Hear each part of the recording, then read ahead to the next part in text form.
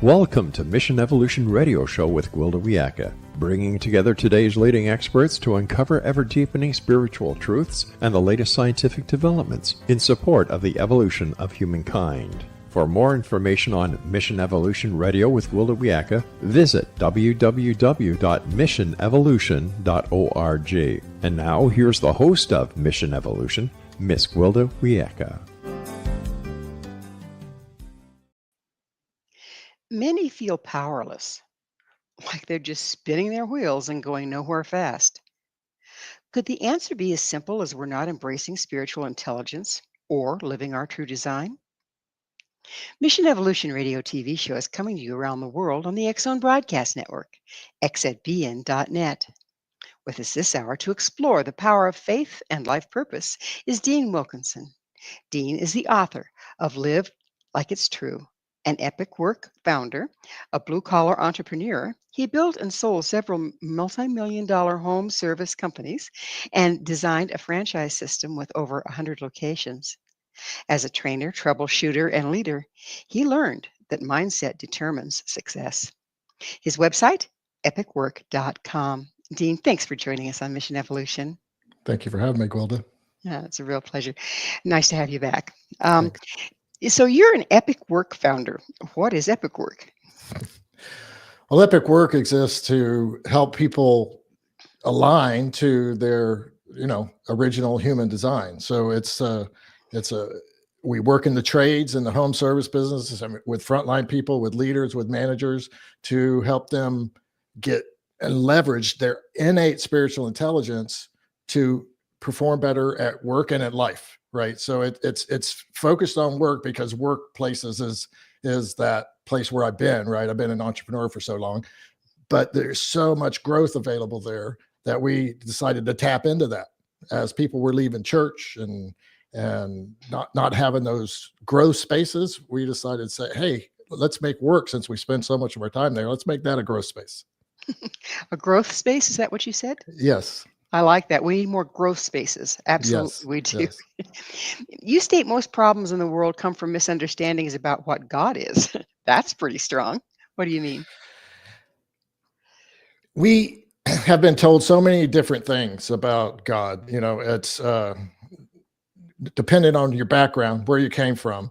And with the advent of the internet, it just became more confusing because those who are seekers started seeking and started finding all these different perspectives and teachings, and truth resonates, right? And when you come across this, that truth that resonates in you starts to have you doubt your version of God. Then it starts to get so confusing that you give up. So what I think happens is that there's something called cognitive dissonance, and that's an internal conflict. It's this idea of two ideas, two separate ideas that are opposing each other. How do I hold both of those? How do I keep space for both of those?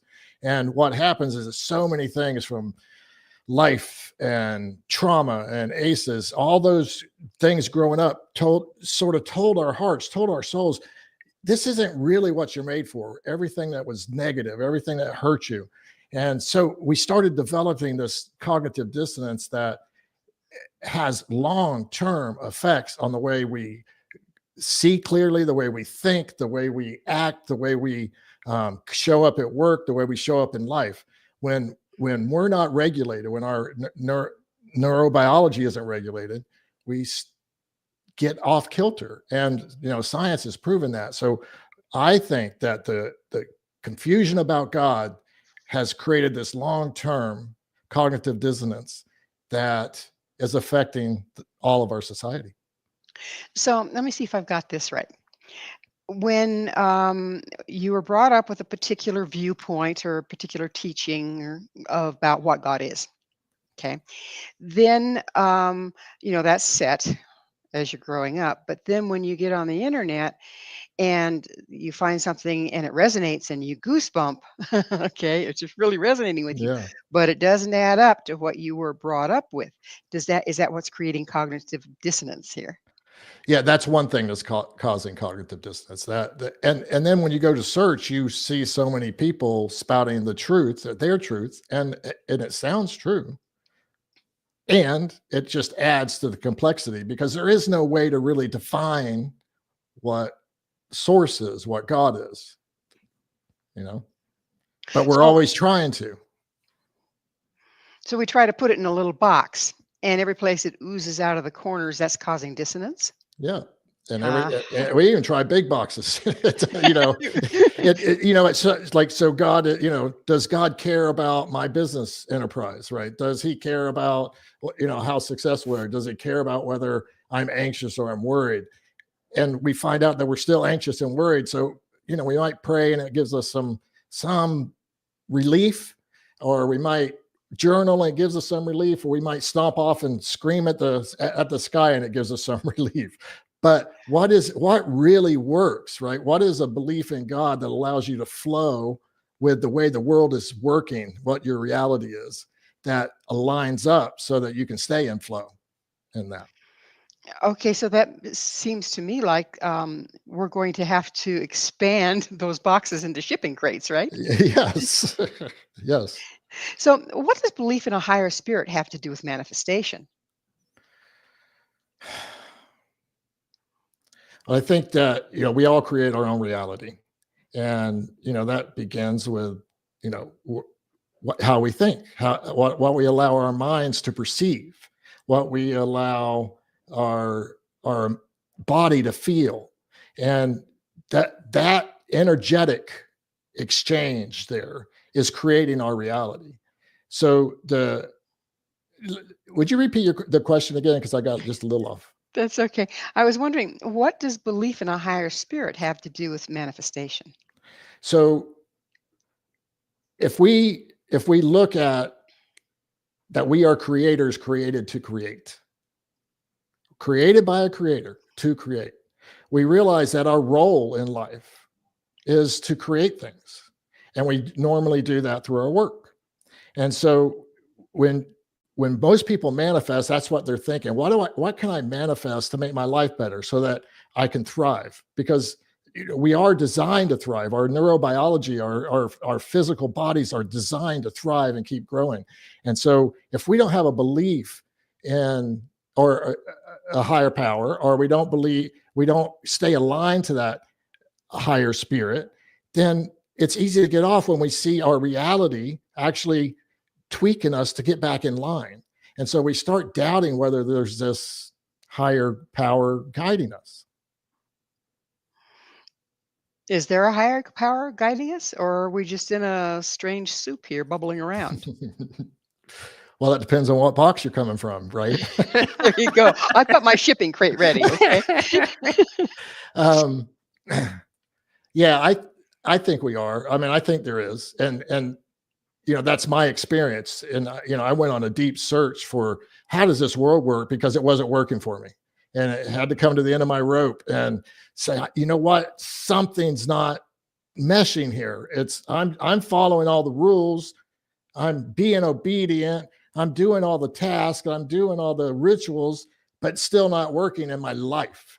And when I see that, like, Jesus comes in and what he teaches, now, not what's been taught about Jesus, but what he teaches, he shows us that that there is. If you follow this, you'll actually experience and see God. And it's a pure-hearted seeking after either God itself or your goal itself. And you start to see how powerfully you can create when everything's in a line. And so that convinces me over and over again that there's some higher power, because doors open. The universe works for you when you start working, right? And that has convinced me over the years that there is some higher power guiding what I'm doing, if So it's aligned to the way the world is designed to work. Go ahead. no, I didn't mean to interrupt. So I like the definition of sin as being a separation from the way life works. Mm, Are we on the same page here? we are. Yes. Okay. And so when you're separated from the way life works, you're separated from God, if you would. Are we on Mm-hmm. the same page there? Yep. Okay. So what's going on in the world today? See, that's the thing. That's where I get back to what's going on inside of us. because what we see in the world today is a manifestation of what's going on inside each individual involved with what we see. That's how powerful we are as creators. And so when we see, when we're off the mark, when we sin, so to speak, when we're not living according to the universal laws, giving and receiving, unity, there's oneness. When we're not doing that, we're going off track.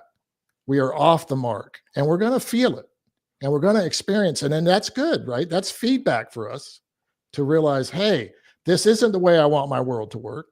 And I either participate in that or I don't, right? So where can you find that reflection if you're trying to realign with the way life works?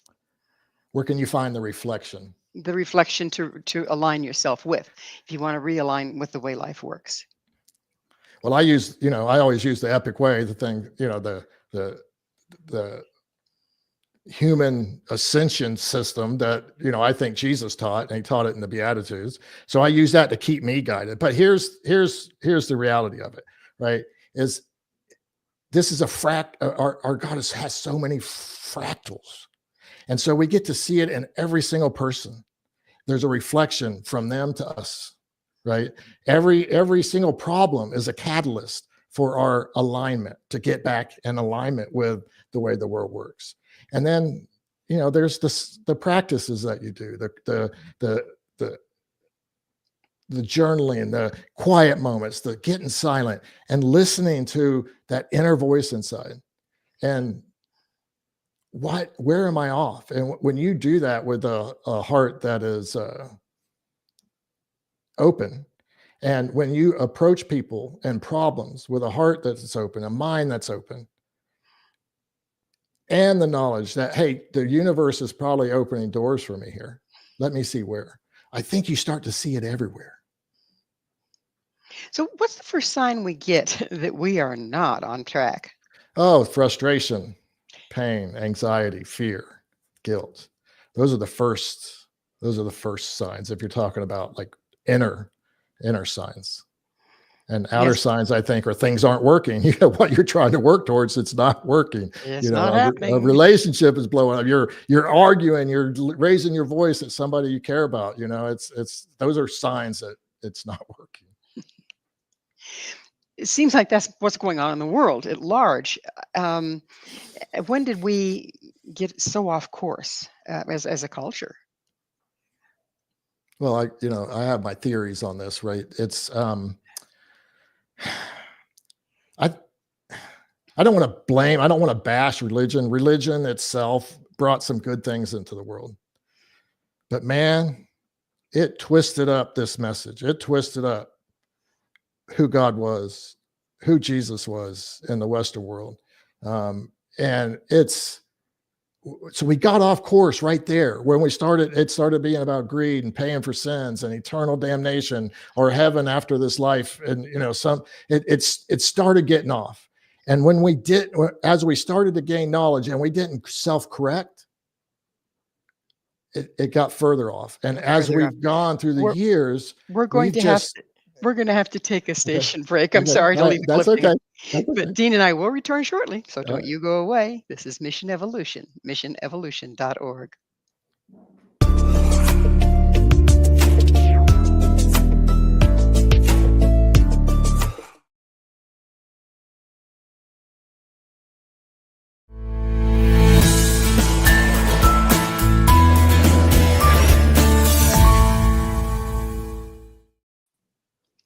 If you don't have faith, can you build what you want? With us this hour discussing faith and manifestation is Dean Wilkinson. Dean is the author of Live Like It's True. Dean, we were talking about where we got off course with faith when it stopped supporting us and we ended up with this big modern mess we're in. Would you continue, please? I was, going to finish with that. It's almost no one's fault, but we've gotten off course as a race, as a human race, because we allowed it. We lost sight of who we were, what we were here to do. That's the three main questions everybody asks: who am I? What am I here to do? And why am I here? And when we can answer those questions in alignment with how the world works, we stay on course as long as we keep answering the questions, because we're always evolving. So I think that when we started to get the intelligence, we started to gather the data, all the world's knowledge started coming to us, all the world's religions, all that started coming together. So many people stayed stuck in what they were believing because it scared them, because that core dissonance, like you asked me earlier, that's belief about God is so core to who we are as human beings, since we are all creators, created to create, little gods, right? When we start confusing that, everything starts to wobble. And the more confused it gets, the roots and the weeds all start to just sprout up, right? And so we have to understand that to get back on course, we just have to open up to new possibilities and then take radical ownership of what we believe, our stories, how we show up in the world. And then remember, first and foremost, that who we are, little gods created to create. And then our reality starts to shift. And yet we've been brought up to not trust in what we are. We've been brought up believing, many of us, that we're intrinsically wrong and have to make ourselves right. And that goes back to your religion thing, right? You know, you're born with sin, and how can we move beyond that so that we can expand and open in new ideas? Because there's this underlying fear that if we expand, we're going to see how little we are and how little we have to offer. Well, to answer that now, how do we do that? First, we want to. We've got to decide we want to. We don't want to be stuck in these small stories anymore. We don't want to be stuck in our current situation. We don't want to be stuck, even if, like with me, everything was going great. I had all kinds of money, but something wasn't right in there. So we don't want to feel stuck.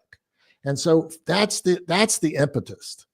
Like the entry into the kingdom of heaven, Jesus said, was when you're poor in spirit. And when you really look at the meanings of that means I am sick and tired of being sick and tired, right? So that desire for more, knowing that is not a fault. Like once somebody told me sometimes, can't you just be satisfied? And as I realized that, hold it, we're not designed to be satisfied. We're designed to thrive. We're designed to keep growing. That changes everything. So it's keeping that first and foremost in your mind. But at the end of the day, you've got to decide that I don't want to do this anymore like that. Don't want to do what anymore? I don't want to stay stuck. I don't want to stay frustrated. I don't want to stay in the current situation. I want my business to grow. I want my relationships to grow. I want my own life to go. I want to make a bigger impact. Those are all desires put in you by your creator. Diametrically opposed to those desires is the fear of letting something be dismantled, isn't it? Because if you can't dismantle what isn't working, how can you build what does? Speak a little bit more on that. Are you talking sort of, you got to deconstruct? Yeah, because, so far we've been talking about building more, doing more, being more. But sometimes doesn't that require backing up a little bit and saying, well, I built this, but it doesn't align with who I am or what I believe in. It needs to come apart to free up that energy to build something different. Yes, we got a term at Epoch Work called restory. And and that's where you do back up, right? You really look at your stories. You can't, in reality, you're not doing this like all the time, right? You're not going to get all your stories all at once. I'm going to sit down and go on a weekend retreat. I'm going to get all my stories that are keeping me stuck, limited beliefs, whatever you want to call them, right? You're not going to do that, but you can see them happening in your life. You can see them playing out. And so you need to compare, or always not compare to what you want to what you're getting, right? But also keep your mind open, keep that poor in spirit place, stay open-minded about what you're experiencing and let it reflect on you. And don't let the feelings of guilt or shame or fear stop you from looking, and don't let them stop you from feeling. And if you feel these things, and you will start to dismantle the stories when you see they're not aligned to truth. They're just not. that one person is stronger than another inside, right? And it's keeping that inside out focus, not necessarily the reality outside, what's going on, because it's inside is the kingdom of God. Inside is fulfillment. Inside is where we really thrive.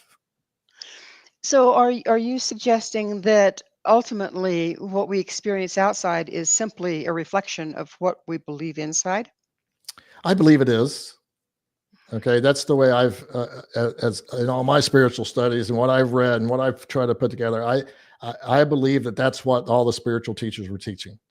That kingdom of heaven is inside, and if you want it on the outside, create it, right? But you got to tap into it here first. That's its deepest roots, and that's where it starts to grow, and then overflows.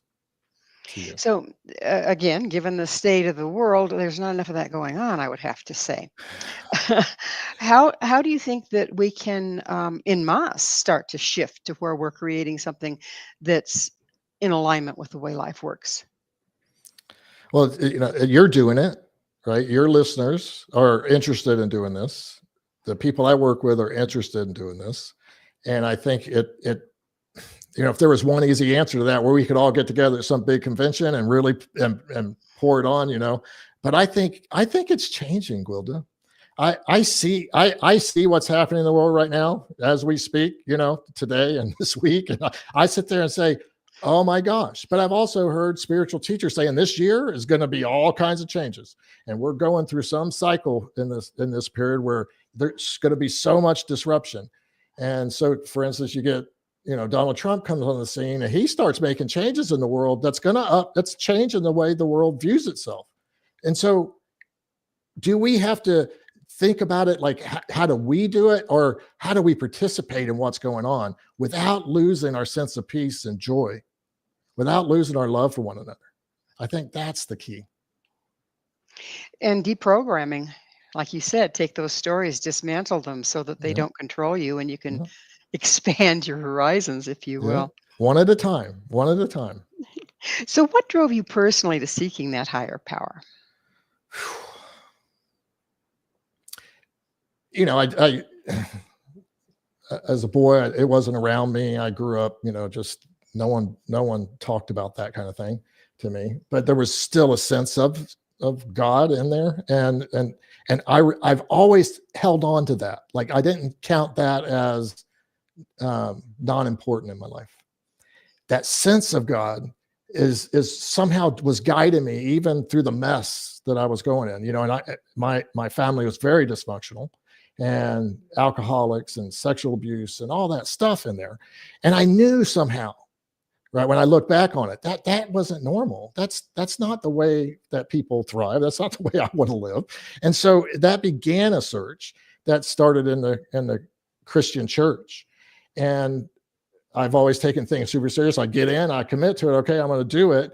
And I thought I was doing it, but then one day, after 10 years of doing the whole Christian life, and I was doing it so perfectly, I lost everything. A cousin betrayed me, and all of a sudden, this business that I had built that was so good, I'd lost it all. And I was so mad. I had a Lieutenant Dan moment, from Forrest Gump, where I was challenging God, like, God, damn, it was just like this idea of God. And there was this little voice that came in, and it was so innocent, so directive. Dean, you haven't given me everything that you're saying you're giving me. And and it was so loving. I wasn't chastised by it. And I was like, what's that? So I went looking through the Bible, and then I got confused again. And then I started slimming it down to only thing I was paying attention to was what Jesus said. And when I started seeing what Jesus said and saying, what would that look like to live like it's true? What would happen there? And, I started to think about that, and then started to do it some, and started to see results out of it. And so it's the desire for more in my life, the desire for better, the desire to thrive is what ultimately drove me to find out how the world works, because I was tired of it working against me. Or at least feeling like it is, yeah, right? Feeling like it was, but it was always working for me. But that's the way I thought back then, When we aren't cooperating with it, it can't do it on its own, right? Nope. So What's your view of religion versus spirituality? Religion is doctrine. Religion is somebody telling you what to believe, what to do, how to practice it. And spirituality is the opposite of that, but it still has that core concept of seeking God. And that's the good thing about religion, right? Because the idea was to seek God. It's just, we didn't do it healthily. So with spirituality, let's do it openly. Let's do it with our whole hearts. Let's open our minds and our souls to this. Let's open our minds to science and other beliefs and other systems. And so that's what I think spirituality is. It holds all the intelligences that we have. It's like an umbrella over emotional intelligence, physical, and mental intelligence. It encompasses all of it, and it makes it grow. So to me, that's the difference between, spirituality is something that's thriving, where religion feels dead or now. So when we're moving from a more dogmatic approach and graduating into one might feel a little unguided if we're trying to listen to the voice within, Yes. hanging in the wind here. How do you move beyond that? I know this feeling. This is a feeling when I became unguided, that it twisted my world up. My group of friends, the way I thought about things, the way what I read, what I watched on TV, it upended a lot of things for me. And it feels like you're lost, like you're sort of floating in the middle of nowhere and no one's around to help you. Well, that happens to be poor in spirit, right? That also happens to be that same soul situation that you need to be in. So to be unguided it's okay, right? There are moments, right? You think about the hero's journey, and you think about all the great stories that we've had. There are moments when you are alone and you're unguided by other people. It's seemingly like that. But when you're connected to source, to the spirit, something else is guiding you. But you've got to be quiet. You've got to quiet the fear, and you've got to quiet the guilt and shame so you can hear that voice. Those are huge: fear, guilt, and shame, and we'll pick up on those on the other side of a station break. Dean and I will be right back to continue our discussion. So you stay right there. This is Mission Evolution, www.missionevolution.org.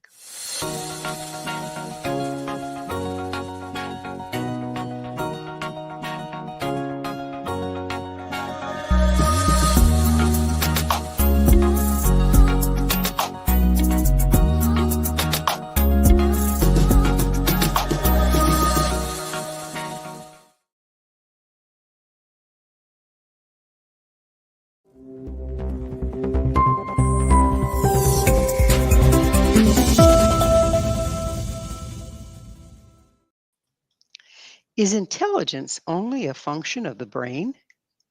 This is Mission Evolution, missionevolution.org. With us, delving into the many forms of intelligence, is Dean Wilkinson. His website, epochwork.com. Dean, we were talking about guilt and shame and how they can actually interfere with our ability. A lot of the teachings that we've lived by growing up, and religious teachings, is you have to have guilt, you have to have shame, and yet you're telling me that these very things are crippling us. Would you continue with that, please? The story, as it was taught to most Westerners, at least, was, that Eve ate the apple, and Adam and Eve sinned. They got casted out, and they covered themselves with fig leaves and casted out of the garden, and like somebody was really there, right? And so that story has shame and fear built into it.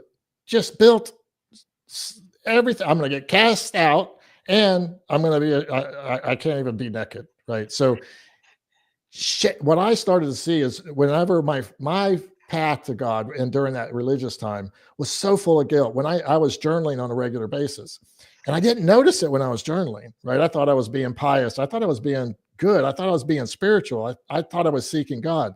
But when I went back and looked at those, all I saw was guilt. I'm so sorry I did this. Please forgive me for this.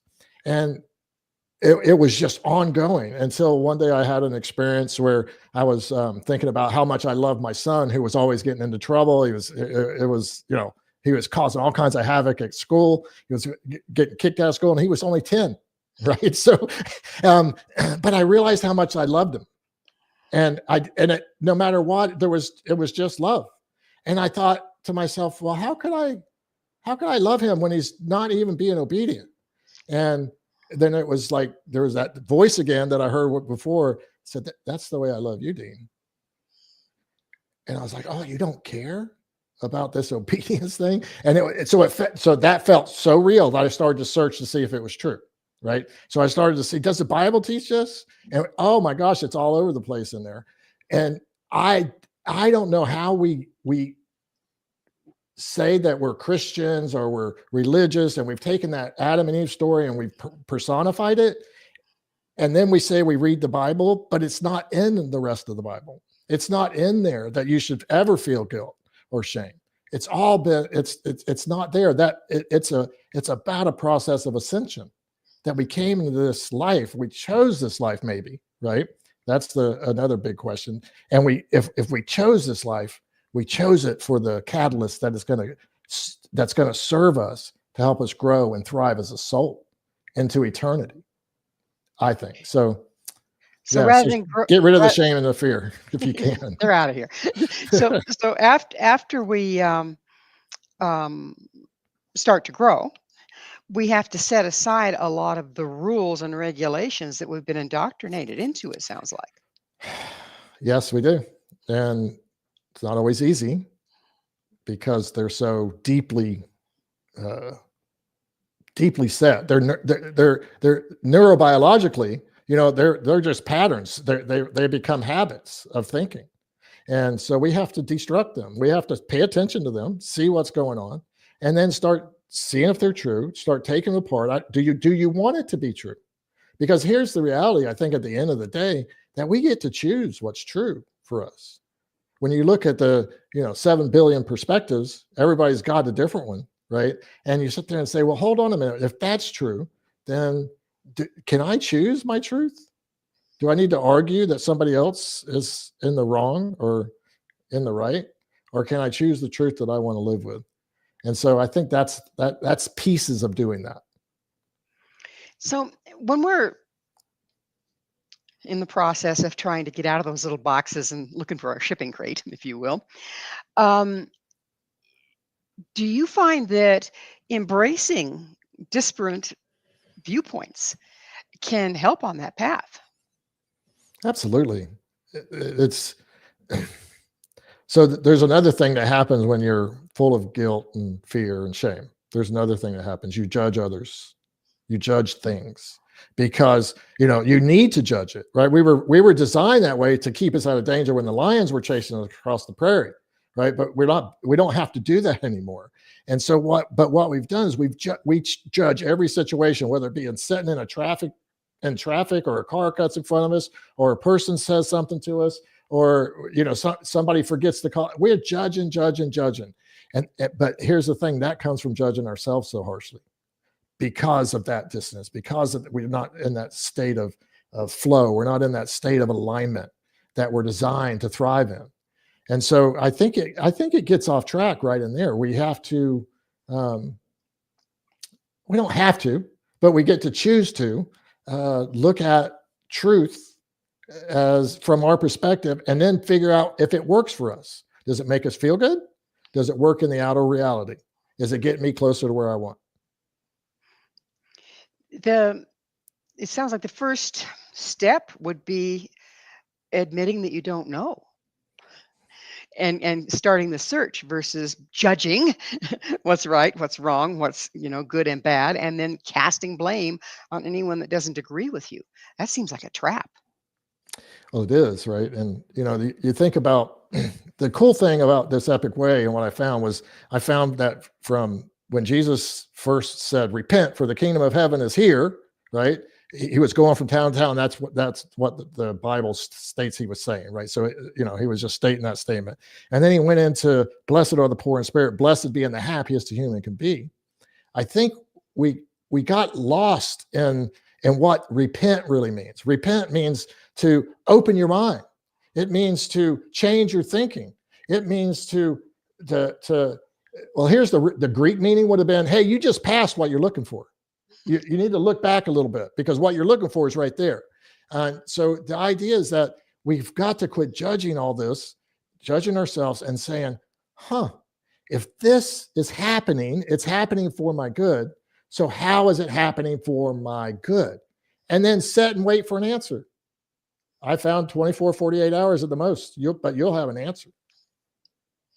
Dean, how do those answers come? I mean, is it a booming voice from above? A lot of us God, we're gonna deal with this now. It seems like a lot of people are in question and they're sitting there waiting. How's it going to show up? I mean, and are blocked to hearing it in the first place. How can you recognize that the information you're getting isn't just your mind's voice?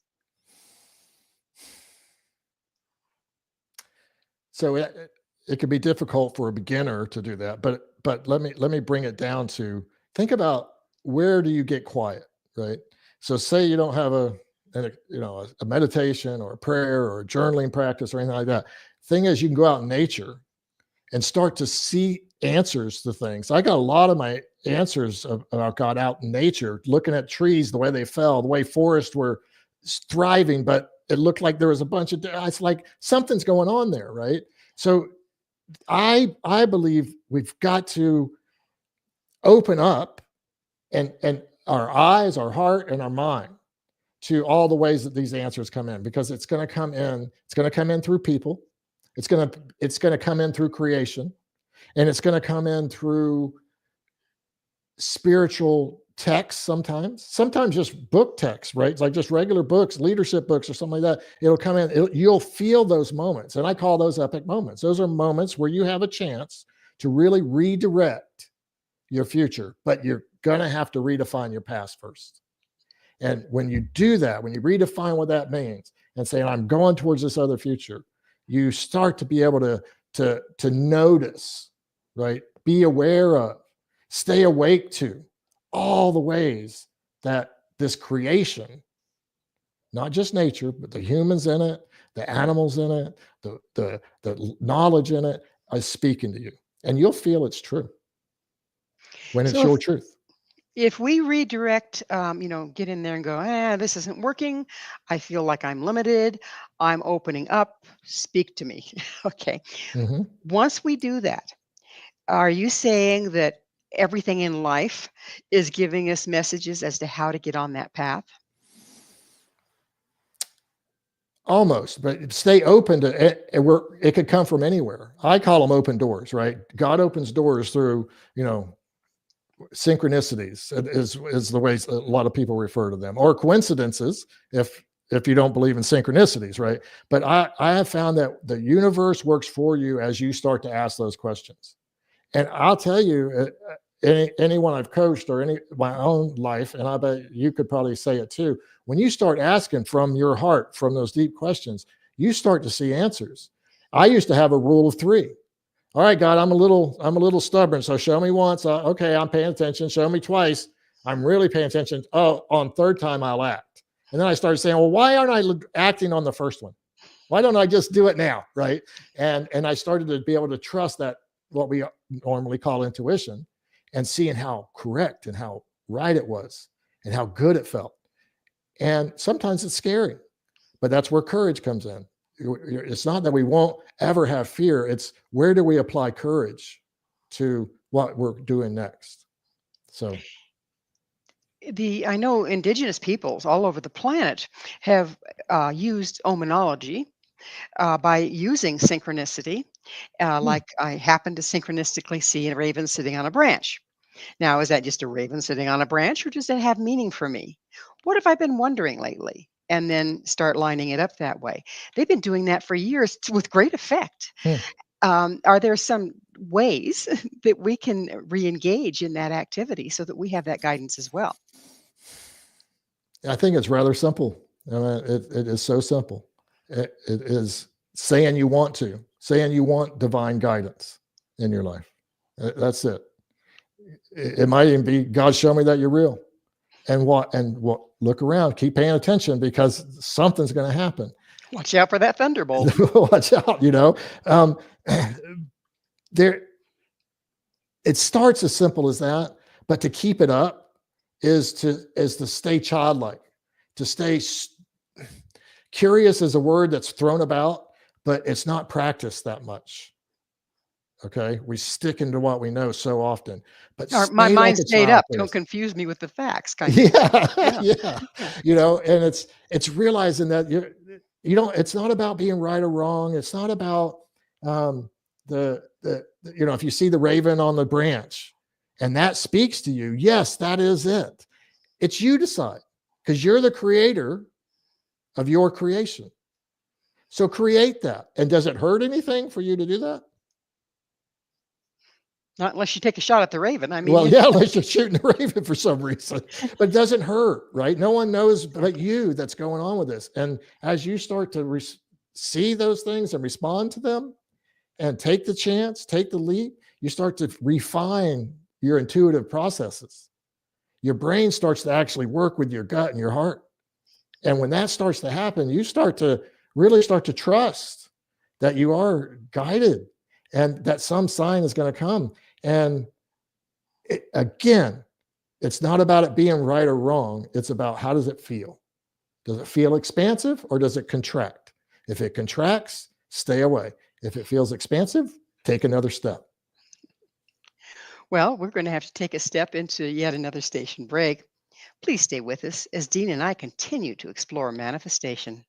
This is Mission Evolution, www.missionevolution.org, and we're coming to you on the X Zone Broadcast Network, xzbn.net.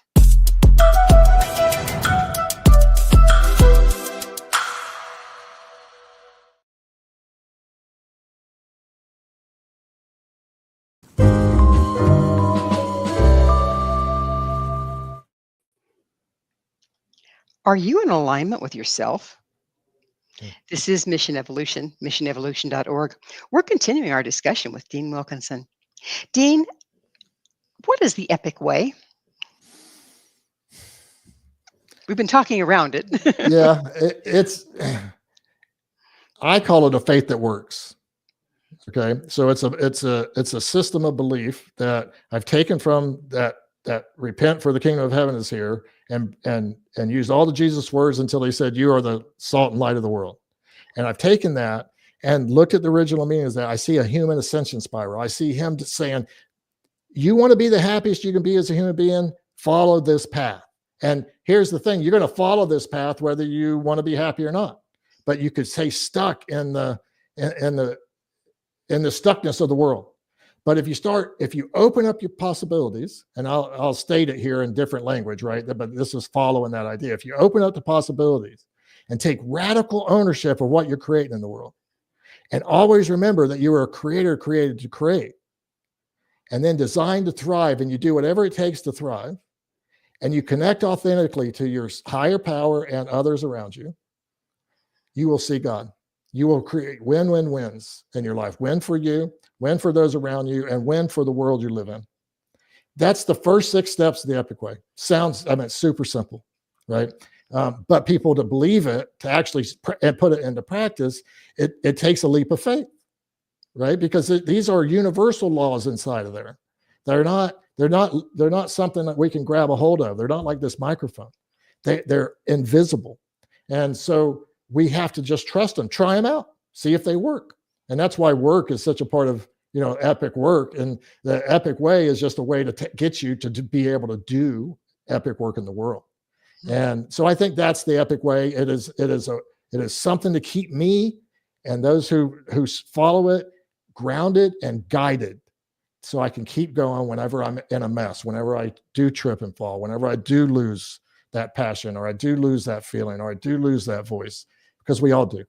That's the human struggle.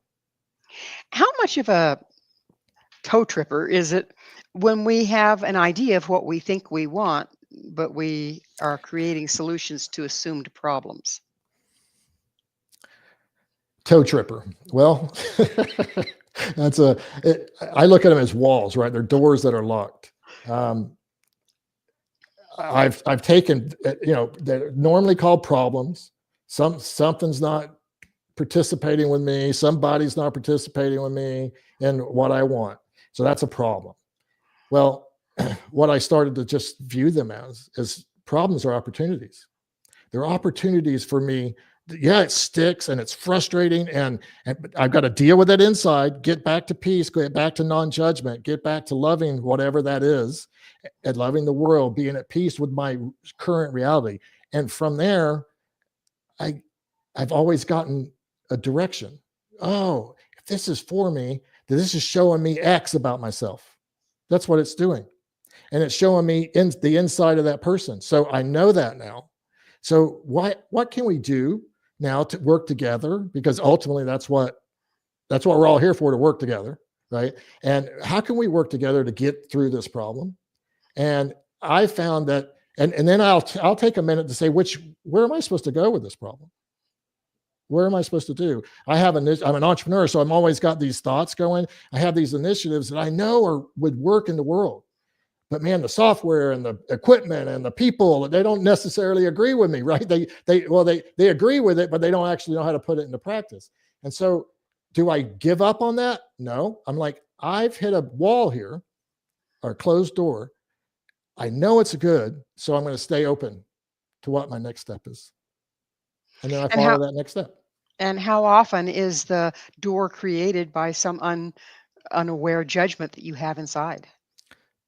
Oh, well, 99.9% of the time. You got to love that. No place to point the finger. Doggone it, Dean. Yeah. Dean, let's talk about intelligence. Everybody thinks of intelligence as a function of the mind, okay? But you're talking about emotional intelligence, spiritual intelligence. Let's go into that a little bit. What are they? Well, we've got our human intelligences, and you could probably go a myriad of ways, but let's just keep it simple. Your physical intelligence, your body keeps a score, your body pays attention. You got your mental, your IQ intelligence.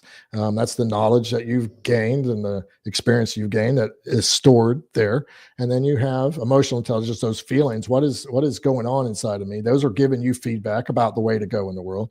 And then encompassing all that, like I said earlier, is the spiritual intelligence, the idea of I'm here for a bigger purpose. I'm here to make a difference in the world. I'm here to make an impact.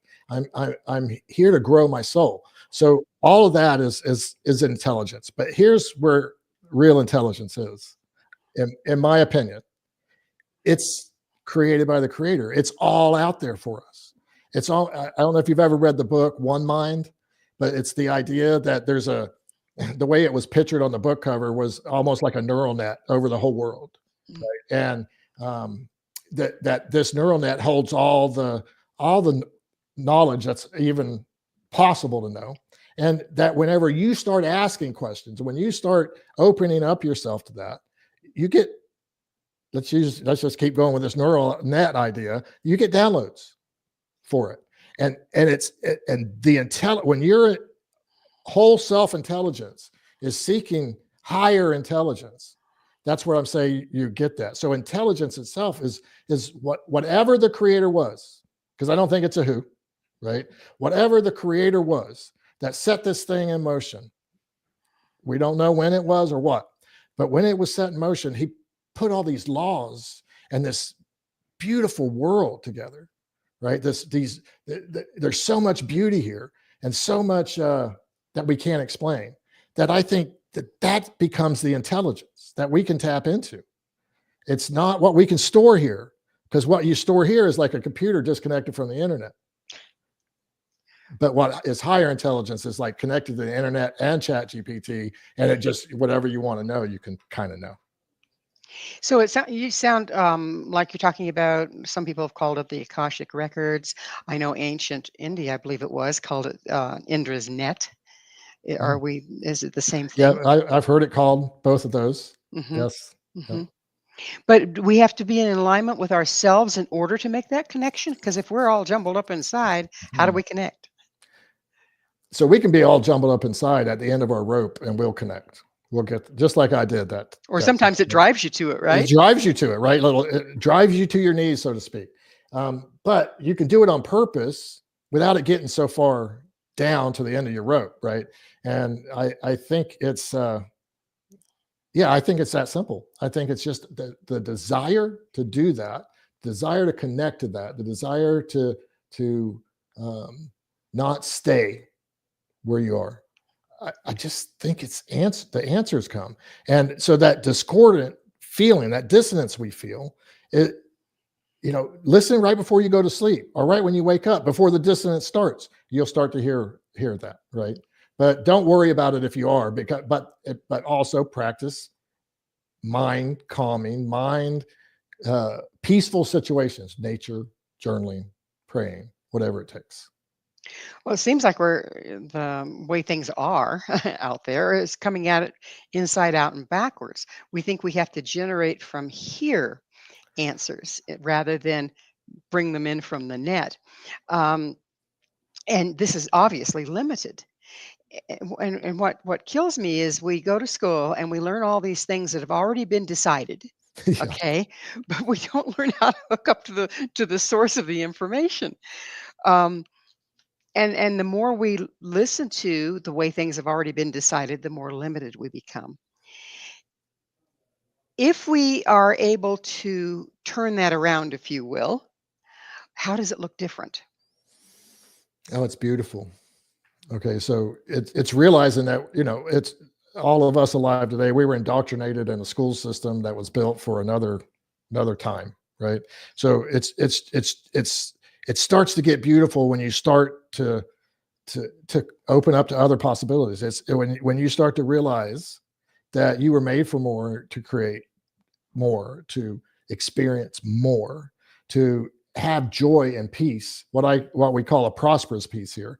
When you say that's what you're supposed to be, you will you will start untangling all by itself. It'll start to do that. Did that answer your question?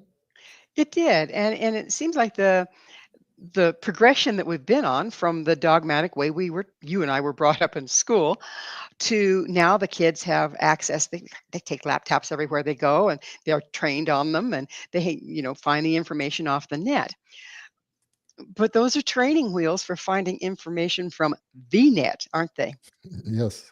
For now, anyway, right? No telling what's going to happen with with the AI and stuff. But it's always going to be limited. Whatever man can create is going to be limited to.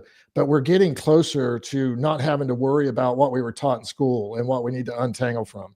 Um, we're not there yet. I'm not saying we are, but understanding that that's where anybody listen to this, that's where you've come from, and knowing that the knowledge you had and that you might have paid for, you went to school for, it's not that it's bad. It's just probably not all true, and it's Very limited, definitely at not least. spiritually true, right? It's not the way the world works. It's what you were force fed, what you got to pass tests so you know these facts, and what a mess that has created, in our education system and the way we educate our children and the way we were educated. So we just need to open up to possibilities. How could we do that different? How could we use the technology that we're seeing expand around us at rapid speeds? How can we use that to educate ourselves, keep curiosity alive, keep purpose alive, keep joy and peace in the front of our minds, so that when we encounter one another, right, that's what comes out. That's the energy we give. And it's so simple, it's almost discarded, because it's everybody thinks we have to gain all this knowledge and follow all these spiritual paths. No, none of the spiritual teachers ever said that, right? It's so simple. We need to be like little children again, and thinking about that, where we were educated and where we lost our little childlikeness, was somewhere in that fourth and fifth grade, is what the experts say. And know that we need to go back there. We need to go back there. Well, Dean, we're almost out of time, and I would be remiss if I didn't ask you, what's your mission? My mission is to make God and work cool again, in a nutshell, right? So it's to help people. I've been around so many people that have struggled to not overcome ACEs, their adverse childhood experiences or betrayals or addictions, and I see it's not necessary. And so I just want to help people see your suffering is not necessary. And the path is easier than you think. And you need it sometimes just simply stated and somebody to guide you along the way, to maybe knock on your noggin a little bit and say, open that thing up a little bit and tune in. Well, Dean, thank you for being the one that's knocking. Thank you, Gwilda. We are out of time. Dean, thanks so much for coming on the show and You're sharing welcome. your wisdom. Our guest this hour has been Epoch Work founder Dean Wilkinson. He's author of Live Like It's True,